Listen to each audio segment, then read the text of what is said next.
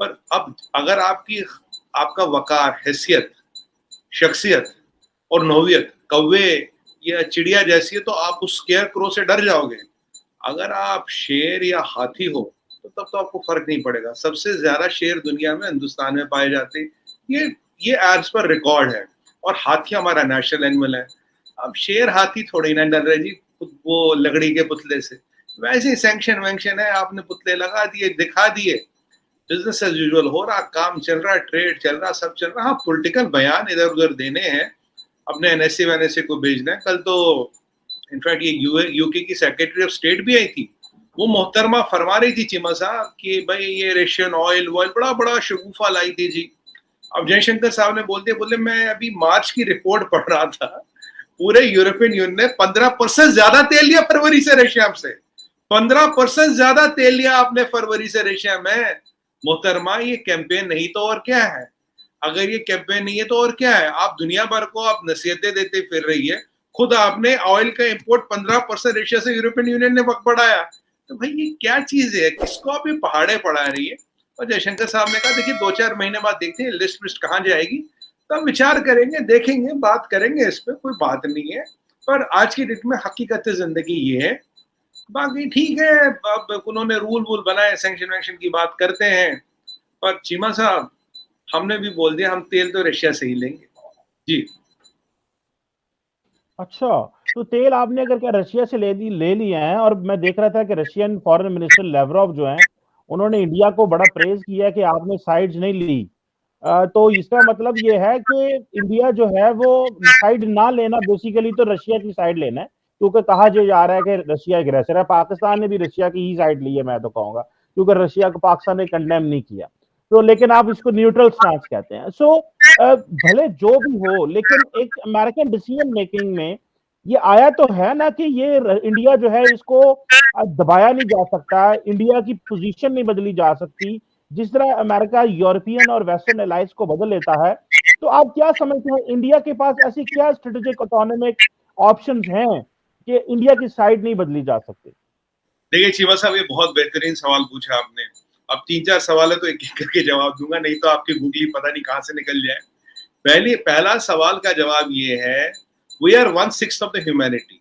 1/6 of the humanity, तो by mathematics you have to start respecting us. Point number 1, China के बाद आपसे सबसे बड़े ट्रेडिंग पार्टनर हम हैं, और हमारे साथ आपका trade is much more profitable than China. China को तो आप $600 बिलियन उठा के देते हैं, जिसने आपके 1 मिलियन अमेरिकन मारे और वो वायरस बनाया वुहान में। खैर उसकी तो बात ही नहीं करते आप। पॉइंट नंबर 3 ये है कि जो हमारी फॉरेन पॉलिसी वो हमेशा इंडिपेंडेंट रही है। वो जो हमारी कंट्री को जब जिस चीज का फायदा हो उसके अनुसार चलती है। पॉइंट नंबर 4, ये अलाइज की बात कहां से गई चीमा साहब? कौन से जहाज उड़ा दिए हमने अमेरिका के साथ? कौन सी जंगें लड़ी हमने हमने तो आज तक जंग नहीं लड़ी, जहाज नहीं उड़ाए उनके साथ। अब जो उनके अलाइज वलाइज हैं, जिसे हम हिंदी में पट्ठा वट्ठा कहते हैं, तो वो पट्ठों पे उनके वो चलते हैं ना। इसीलिए मैंने कहा वो जो स्केयर क्रो होता है, स्केयर क्रो से चिड़िया और कौवा इसलिए डरता क्योंकि उसकी नौवियत, शख्सियत, वकार और औकात उतनी होती है। तो ठीक है, जो चिड़िया कौवे वौवे हैं वो डरे भाई, ईश्वर ने कौवे को भी बनाया, हाथी को भी बनाया, शेर को भी बनाया। तो जो चील कौवा है वो बेचारा डरे, ठीक है, उसे डरना भी चाहिए, उसकी शख्सियत उतनी ही है। और चौथी बात, जो सबसे इंपॉर्टेंट बात है, आज हम तो ये मानते ही नहीं कि पहले रशिया अग्रेसर है। हमने कभी नहीं कहा रशिया अग्रेसर है। हमने ये बोला भाई रशिया और यूक्रेन में लड़ाई रुकनी चाहिए, आज भी लड़ाई रुकने की कवायद कर ले। और कल यूके की सेक्रेटरी ऑफ स्टेट करी, we will send more, we have to ensure that more weapons reach Ukraine. क्योंकि यहाँ मरे यूक्रेन या मरे रशियन मरे, उनको तो फर्क कुछ पड़ता नहीं। डिवाइड एंड रूल की पॉलिसी चला रहे थे, अब भी वही चला रहे। और एक बार बताइए, आज तो चीमा साहब खुद रशिया ने कहा है कि we want India to intervene in Russia and Ukraine. आज दुनिया के स्टैचर में इतना बड़ा कोई वर्ल्ड लीडर है नहीं जो इंटरवीन कर सकता है।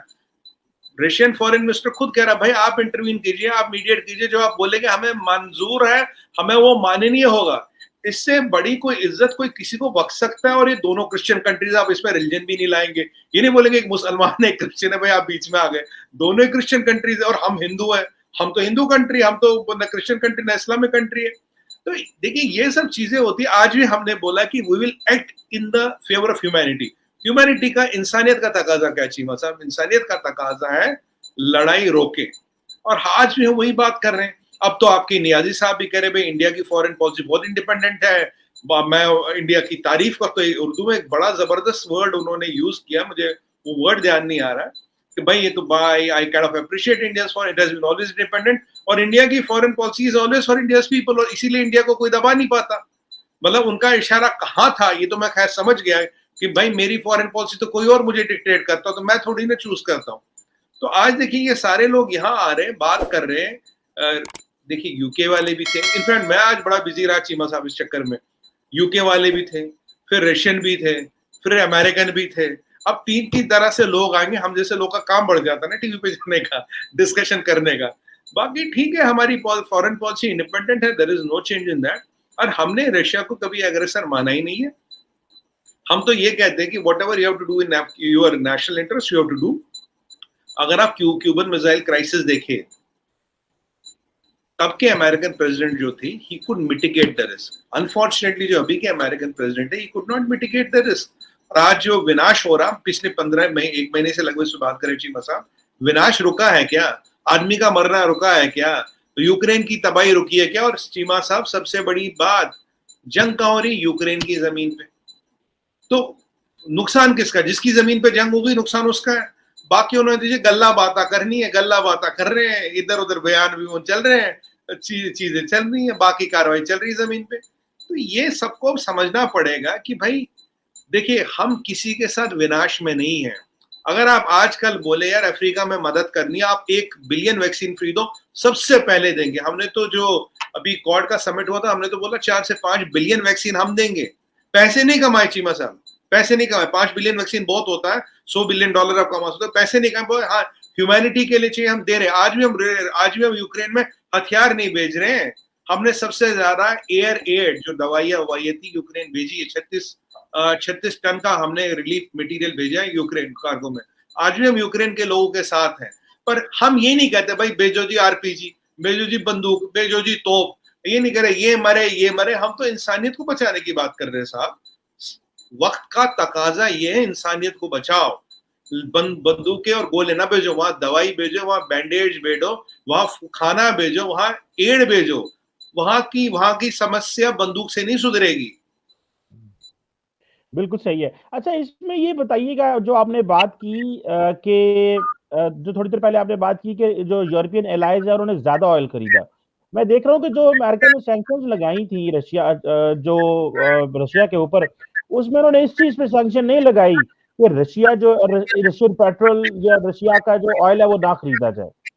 तो आप क्या समझते हैं, ये बेसिकली डबल गेम है अमेरिका की कि भाई एक तरफ आप सैंक्शन लगा रहे हो रशिया के ऊपर, दूसरी तरफ ये उन ममालिक पे सैंक्शन नहीं लगाते जो रशियन ऑयल खरीदने हैं, लेकिन तीसरी तरफ आप लोगों को वैसे कन्विंस कर रहे हो कि ग्रेट रिस्क होगा जिस तरह आपने कहा।